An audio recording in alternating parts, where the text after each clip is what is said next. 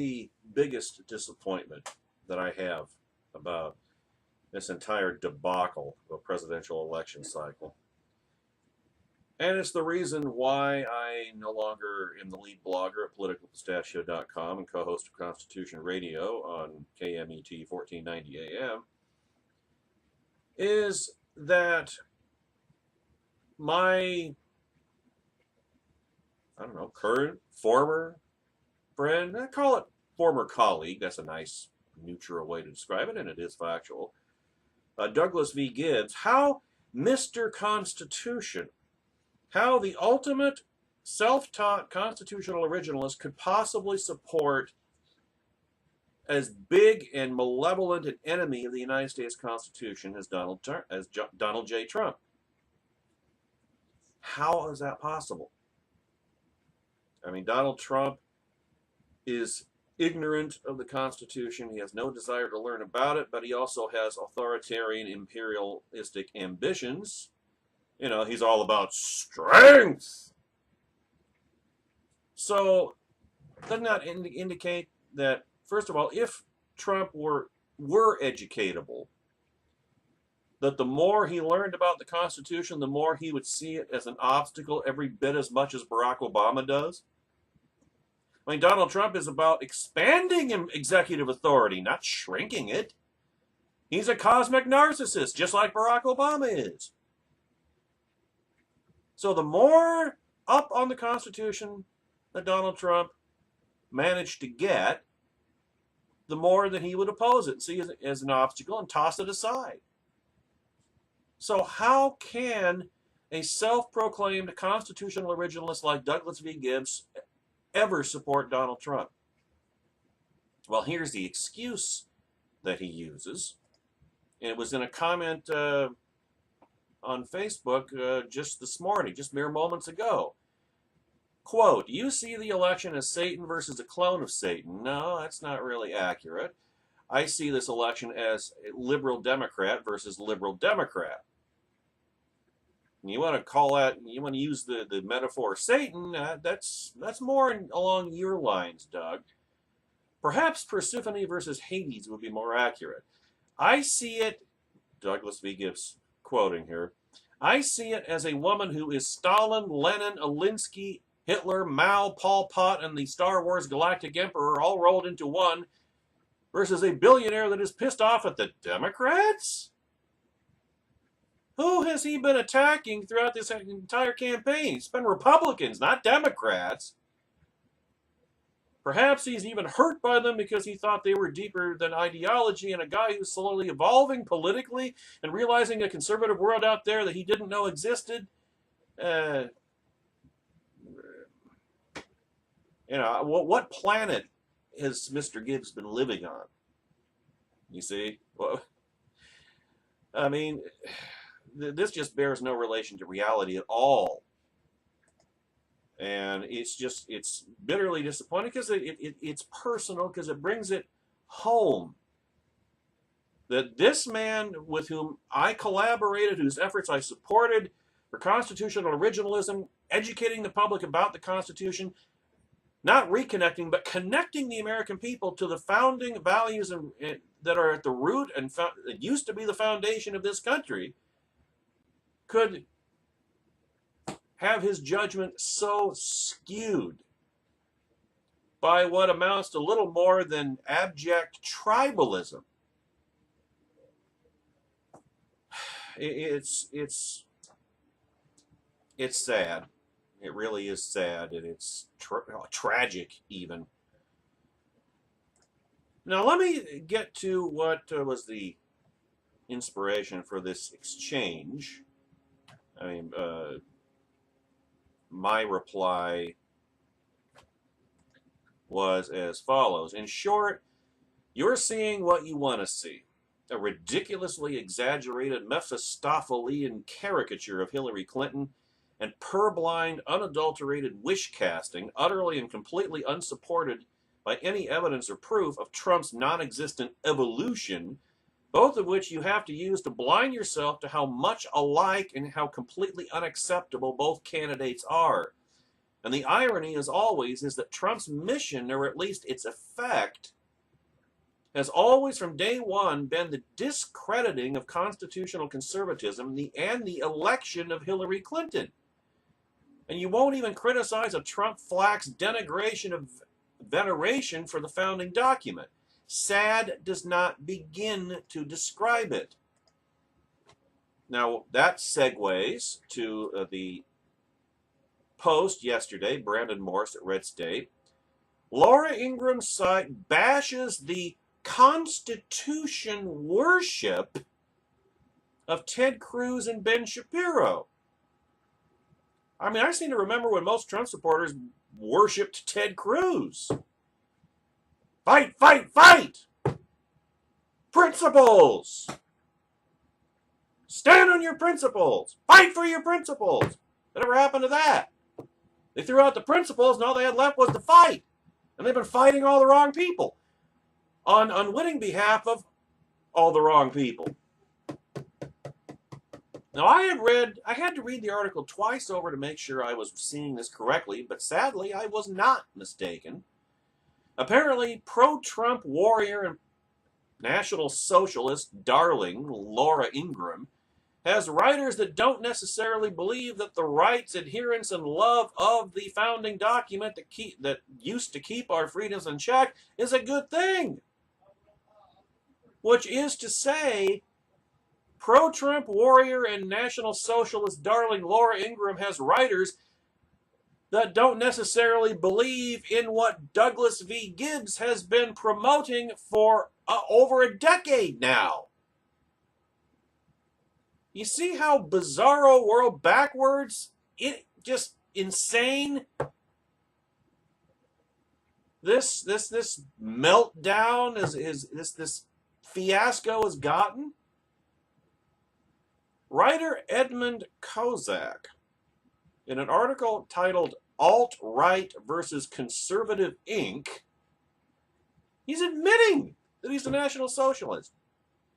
Goes on to talk about how those conservatives resisting the National Socialist uprising sweeping the Republican Party, or now the Trumplican Party, I guess, have lost their way as conservatives. Oh, we've lost our way by sticking to our principles, the principles that people like him used to claim and venerate. This is redefinition. This is hostile infiltration. You know, Doug Gibbs always used to say that, well, the Republican Party's been penetrated by progressives. Well, it bloody well has now. That was always a lie back in the day, but it's certainly the truth now, judging by this. I mean, listen to this.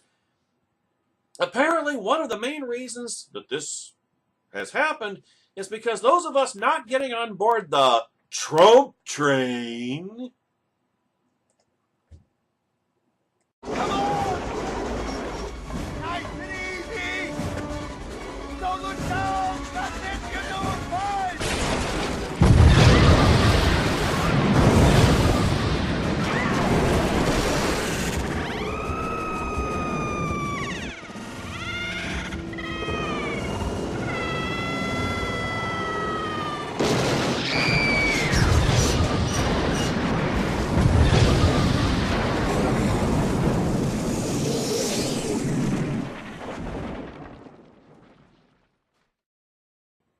Are too inundated with a healthy respect for the United States Constitution. Kozak goes on to tell us what a conservative really is. In other words, what Trumplican National Socialists are trying to redefine it to be. But to sum it up, he says people such as Ted Cruz and I guess formerly Douglas V. Gibbs have largely forgotten because we attempt to nation build and our Constitution was written for us, not for everyone else in the world. But things immediately get hilarious when Kozak says our Constitution worship has blinded us to man's imperfectibility. Here's a quote. It's going to be difficult to get through, but the Constitution worship of those like Shapiro and Ted Cruz reveals and formerly Douglas v. Gibbs, I guess, reveals that the mainstream conservative movement has largely forgotten the principle of imperfectibility. The Constitution alone cannot guarantee some sort of political utopia. He never said it could. Man is fallen. A city on a shining hill cannot be guaranteed by a mere piece of paper. Yeah, it requires commitment to it, belief in it, carrying out what it says. The fact that within a decade of the document's adoption, the government was already trying to subvert it should be a clear indication of that reality, close quote. So in other words, what he's saying is, well, I mean, the Constitution doesn't prevent bad things from happening, so let's just throw it out. Isn't that pretty much your take on this? That's what it sounds like to me. I mean, the whole point of the Constitution was to make a government with checks and balances that limited government power and prevented dictatorial rule, because the founders themselves knew that man was an imperfect being capable of corruption and being guided by self-interest. That's why every aspect of society is limited. Within the federal government, each branch of the federal government checks and balances the other two branches. The federal government itself checks the states, which check the people, which check the federal government, etc. Everybody is checked and balanced. The founding fathers knew human nature, base human nature, sinful human nature. They knew it. And so they set up a system where no aspect, no branch, no faction of society would have too much power. I ask Douglas v. Gibbs, does Donald Trump strike you as somebody who wants to limit his own power? Any more than Hillary Clinton does?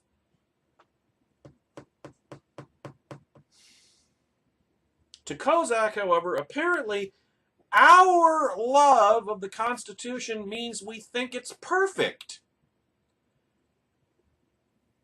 This is obviously false, as we often think about how we can further improve upon it. That's why there's Article 5, the amendment process. It was also something that the founders wrote into the Constitution itself, so that further amendments, after met requirements, can be added. If anything, the Constitution is a testament on how man deals with man's imperfections. Whereas Kozak here, and by extension Laura Ingraham, and by extension from my exchange with him this morning, Douglas v. Gibbs, well, they believe that, well, since it's not perfect, we should just throw it out. We don't need it. No, we need strength. We need Donald Trump, because Donald Trump will do what the Constitution couldn't.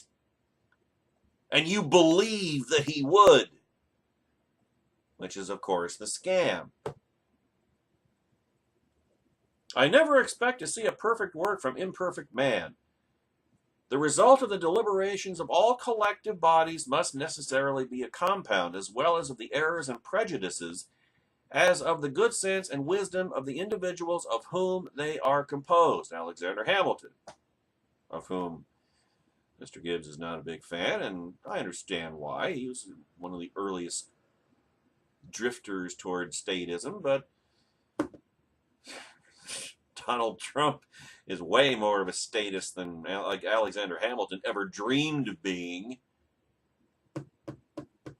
But to turn this around, I'm not sure how Kozak, and by extension Laura Ingraham and perhaps Douglas v. Gibbs, explain away their thinking in the face of a movement such as the alt-right, aka National Socialists, that vehemently defends and puts all its faith in one man who has demonstrated and continues to demonstrate how imperfect he is. They lambaste those who shout "Never Trump" for relying on a document on a basis for as a basis for our entire country, which, by the way, is how the founding fathers originally intended it. as he defends and they defend people who put all their faith into a man who has claimed that only he and he alone can fix everything, which the Constitution does not permit. Remember, first of the 25 myths of the United States Constitution, the three branches of the federal government are not meant to be co-equal. And what is supposed to be the preeminent branch of the federal government? The Congress of the United States, because it is much closer to the people than one man in Washington, D.C. could ever be.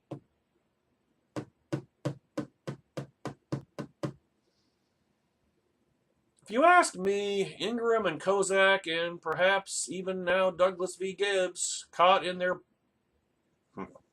populist wave, have forgotten what it is to be a conservative and a constitutional originalist.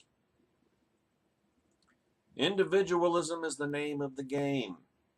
The document that I do have a fondness for, I have a fondness for because it protects me from the monstrosities that occur from overreaching powers, be they from an individual or a populist mob. We're not worshiping the Constitution. It is a thing. Conservatives especially have much loved stories that warn us against worshiping things. But what we are doing is standing by it as diligently as our imperfections allow, especially against men who love the idea of completely ignoring it to make campaign promises they have no intention of keeping.